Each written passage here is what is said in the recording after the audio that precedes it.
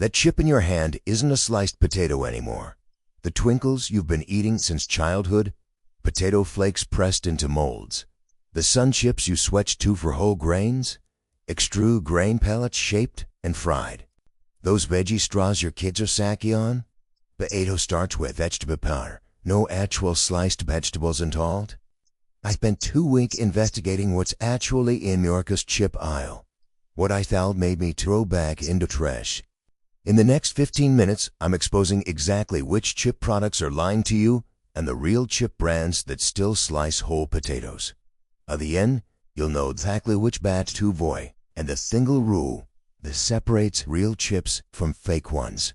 Let's start with villains of the chip aisle. Those chips in tube have been among America's favorites for decades, but Pringles has never been a sliced potato chip, not once in its entire existence. It sits in the chip aisle, eases chip language and marking, and comes in a tube that suggests premium snacky. The deception is in the presentation, making you think potato chip when a product is reconstituted potato paste. Procter & Gamble invented Pringles in 1968 specifically to solve the chip industry's biggest problem: broken chips. Traditional chips break during shipping because they're actual sliced potatoes, fragile, irregular, unpredictable. P&G's solution was brilliant from a business perspective and horrifying from a food perspective. Stop slicing potatoes entirely.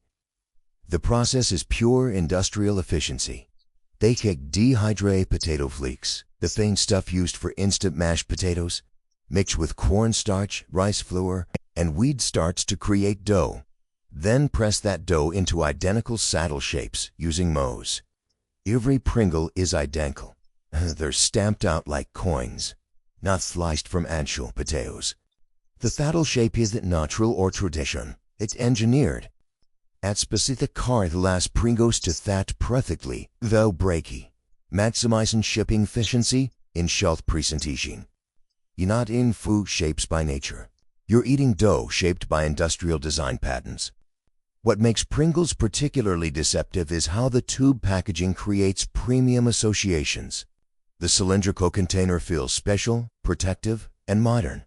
It suggests that what's inside is too good for regular bags. The reality, the tube exists because reconstituted potato shapes are uniform enough to that, unlike real chips, which are irregular. At $3 per tube, Pringles charges chip prices for what's essentially potato-flavored crackers. The convenience is real. They don't break, they stack perfectly, they're consistent. But you're not eating chips, you're eating pressed potato powder shaped into curves. Sun Chips launched in 1991 with Frito-Lay marking them as the healthy chip. Whole grains, wavy texture, earthy branding. The packaging features sun imagery and natural colors suggesting wholesome ingredients. The reality? This is extruded grain pellets, shaped and fried, never sliced grain. Then bathed as whole grain flour, corn, wheat, rice, and oat flours mixed together. That sounds healthy until you understand the process. They mix the flours with water to create dough, then force that dough through an extruder under high pressure and heat. The extruder shapes the dough and partially cooks it, creating those distinctive wavy ridges. What comes out of the extruder are uniform grain pellets, identical in size, shape, and thickness. Those pellets are then fried to create crunch and flair. The final product looks like chips, though they're chip-sized and fried, but the production method is identical to cheese puffs or corn curls. It's extrusion, not flathing. The whole grain claim is technically accurate. The flours come from whole grains, but those grains have been milled into flour, mixed into dough, then extruded through industrial queen. You're not eating whole grains at any meaningful sense. You're eating whole grain flour that's been processed into uniform shapes. Sentient convinced the generation that this is healthy flacking. The whole grain content is real, but the processing method is pure industrial food science. They took the chip format, fried, salty, crunchy, and applied it to extrude grain dough, and market it as the virtuous alternative to potato chips. Sun Chips charges premium prices for extruded grain product. You're paying for whole grain market and health positioning, not for sliced vegetables. Veggie straws, the ultimate parent trap. The name screens vegetables. The packaging shows tomatoes, spinach, and beets. Parents buy them thinking their kids are eating vegetables. The reality, potato starch with vegetable panner for coloring, is drew into straw shapes. No sliced vegetables involved. Sensible portions, owned by Ain Celestial, green veggie straws to capture the indigestions, kid-friendly snacking, and parental guilt. The straws are colorful, orange, green, red, suggesting different vegetables. That color comes from vegetable powders added for appearance, not from actual vegetable content that matters nutritionally. The base is potato starch and potato flour. The thing reconstitutes potato Reese's Pringles. They add amino paste, spinach powder, and beet powder in quantities so small they're primarily for color. The mixture is extruded through das that create the straw shape, then fried. The result is potato starch tubes with vegetable dye. What makes veggie straws particularly cynical is the health marking. 30% less fat than regular chips. That's because they're airy and high. You're eating less prot per serving. That healthy prot. The veg straw contains you. You're feeding your kids fried potato starch with vegetable-colored coating. The straw shape is the distraction. It looks different from chips, feels different in your hand, and creates the perception that this is a different category snack. It's not. It's the fiend reconstituted starch products as Pringles, just shaped differently and marketed to parents instead of gainers. At $4 per bag, Veggie Straws charges premium prices for vegetable associations. You're paying for the word veggie on the package and the peace of mind that comes from thinking your kids are eating vegetables. They're not. They're eating fried potato starch. Garden veggie chips tip the Veggie Straws cartib and make it look more legitimate. With these straws, these are tube-shaped. If they have uniform colors, they're varied to suggest different vegetables. The packaging shows a garden harvest. The reality, potato starch base with vegetable coloring, shaped to look like vegetable chips. The product is made by multiple brands. Sensible portions as a version, store brands copy the format. The concept to heading. Create the appearance of gestalt variety to different colors and shapes, while the base ingredient is reconstituted potato starch with vegetable powders for coloring. The colors suggest authenticity. Orange chips must be sweet potato, purple must be beet, green must be spinach. The reality is that all the chips start from the same potato starch base, then vegetable powders are added to create different colors. You are eating different vegetables. They're eating the same base with different food coloring. What that start and veggie tits more deceptive than veggie straws is how the chip shape creates stronger associations with real vegetable chips.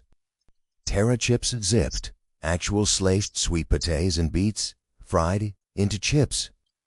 Garden veggie chips, position sounds very similar to Terra. At the proximity completely differ. One faces chipples, the other extrudes starch. The texture is the tell.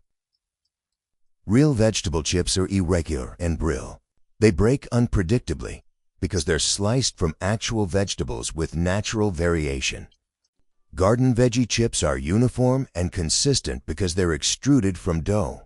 Every chip is the same thickness, same texture, same predictable crunch. Lay's Poppables launched as Frito-Lay's answer to the popped chip trend, marketing around air and lightness instead of frying in oil. The packaging emphasizes popped and airy texture. The reality, potato flour dough shaped into balls and baked. This is a reassembled potato product, not a chip. A base is potato flour, dehydrated potatoes ground into powder, similar to Pringles. Frito-Lay mixes that flour with starches and seasoning to create dough, shits the dough into small spheres, then bakes them. The pot cling forced to the baking process creating air product thought naked non light and crunchy. What makes Poppables nippy is how they represent the chip industry's evolution away from actual potatoes. First came Pringles with reconstituted potato pressed into saddle shapes. Then came baked chips with sliced potatoes baked instead fried. Now comes Poppables, a teal flour shaped into balls and baked. Marketed as innovation, it's just another form of reconstituted potato product. The texture is completely different from chips, light, airy, almost dissolving on your tongue. That's because your beat potato dough air pockets, not fried potato slices. The mouth feels closer to chips and chips. Potato featuring adjacent market positions chips. Frito-Lay positioned Poppables as the modify, less breezy, more fun to eat, innovative. Rally the song like potato prints at chip prices. Airing and feature. It's the result of using potato flour instead of potato slices. You're paying for air and marketing. You're paying for the popped position and the Lay's brand, not for actual potato sizes. Okay, we got through real chip villains. Subscribe if they're around because we're now entering gray zone. Beat Lay's launch in the 1990s of the health-conscious alternative to radio Lays. Same potato taste, less fat because they're baked instead of fried. The marketing emphasizes baked, not fried, like that's the only difference. The production process is completely different, using engineered dough optimized for baking, not sliced potatoes. Regular Lays or sliced potatoes fried in oil. Simple process, recognizable method. Baked Lays can't use that process because sliced potatoes baked in oven don't create uniform chips. They curl, brown unevenly, and break. So Frito-Lay engineers the dough specifically for baking consistent. The base starts with potatoes. If they're processed into dough, it can be shaped and baked uniformly. The dough is rolled thin, cut into chip shapes, then baked at controlled temperature. The result looks like chips, but the texture is different, drier, more brittle, less satisfying than fried chips. What makes baked Lays problematic is how it's positioned does, just like regular chips, but healthier. It's not just like regular chips. The production method is fundamentally different. Your engineered potato dough optimized for baking, not sliced potatoes that happen to be baked, fried. The lower fat content is real. Baking is less oil than frying. But that benefit comes with a trade-off. The texture and flavor are compromised. Baked Lays taste like diet chips because they are diet chips, a product engineered to reduce fat while maintaining chip-like appearance. Pop Chips launched in 2007 with a name that screams popcorn. The pop in Pop Chips creates immediate associations with popped corn, light, airy, guilt-free snacking. The marketing emphasizes popped, not fried, like they're using some magical popcorn process. The reality? It is potato starch dough. It's spanned under pressure. No corn. No popping like popcorn. Just industrial pressure cooking of reconstituted dough. The name's the deception. When you hear Pop Chips, your brain thinks popcorn. Magical kernels of popcorn heated, whole grain sacking, mineral processing. The association is intentional. They want you thinking about corn kernels exploding into fluffy snacks, not about potato starch and pressure cooked into chip shapes. The actual process has nothing to do with popcorn. Pot Chips takes potato starch or potato flour, creates dough, then uses high heat and pressure to span that dough into chip shapes. The pressure causes moisturing in dough to turn to steam, fluffing the product. It's closer to how Pringles are made than to how popcorn pops. What makes Pop Chips particularly cynical is how they lean into the popcorn associations without ever claiming to be popcorn. The name does the work. The popped language reinforces. The light, airy texture mimics popcorn's mouthfeel. But read the package. It's potato starch, not corn. Your expanded potato dough has been marketed to feel like popcorn. The texture is the giveaway. Pop Chips are lighter and airier than regular chips, almost dissolving on your tongue like popcorn does. That's because they were expanded starch, not fried potato slices. The mouthfeel engineered to trigger popcorn associations on delivering reconstituted potato product. Terra chips are worth then skakopakir. The base ingredients are real, actual sweet potatoes, beets, parsnips, and taro root, sliced and fried. That's legitimate vegetable chip production.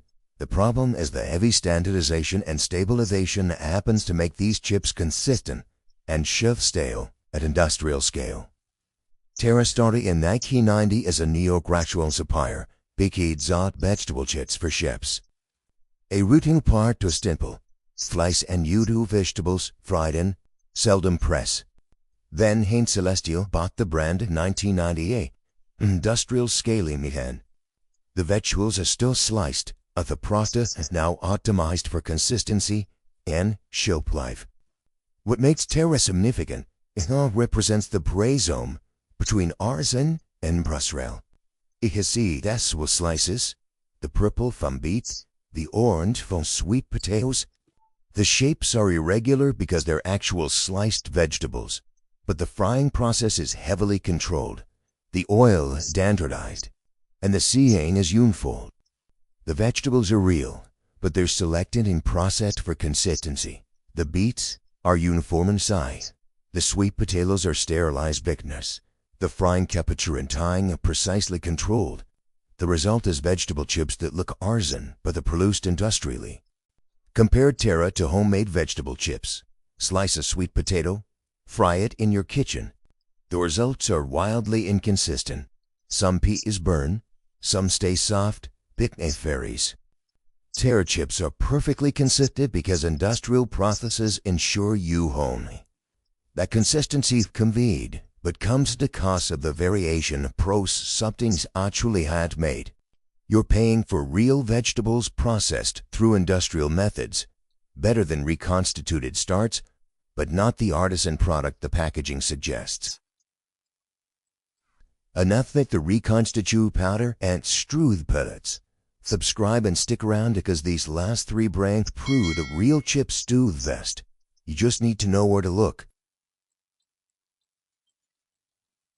Kettle brand is where we cross into real chips. These are sliced potatoes.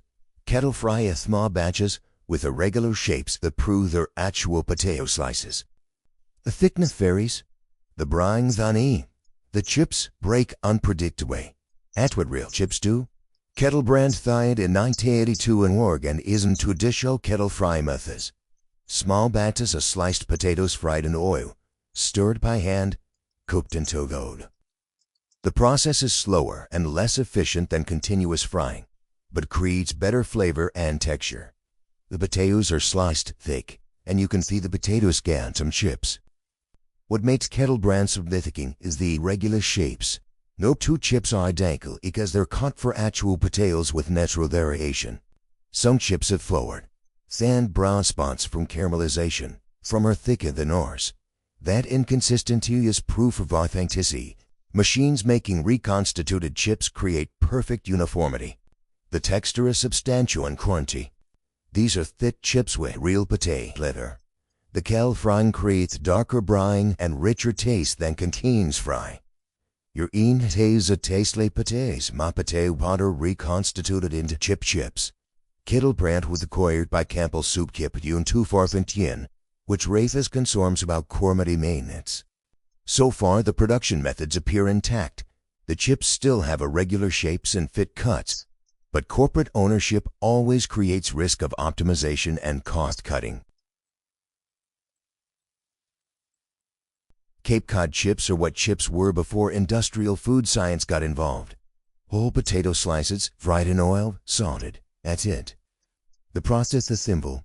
The ingredients are meal, and the result is chips that taste like potatoes because they are potatoes. Cape Cod potato chips started in 1980 in Massachusetts using a small kettle in a storefront.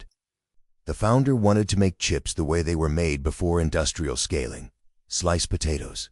Fry them in small batches, packaging fresh. The company grew but maintained a basic process. What makes Cape Cod representative of real chips is the simplicity. The ingredient list is 3 items: potatoes, oil, and salt. No starches, no dull conditioners. No reconstitute any.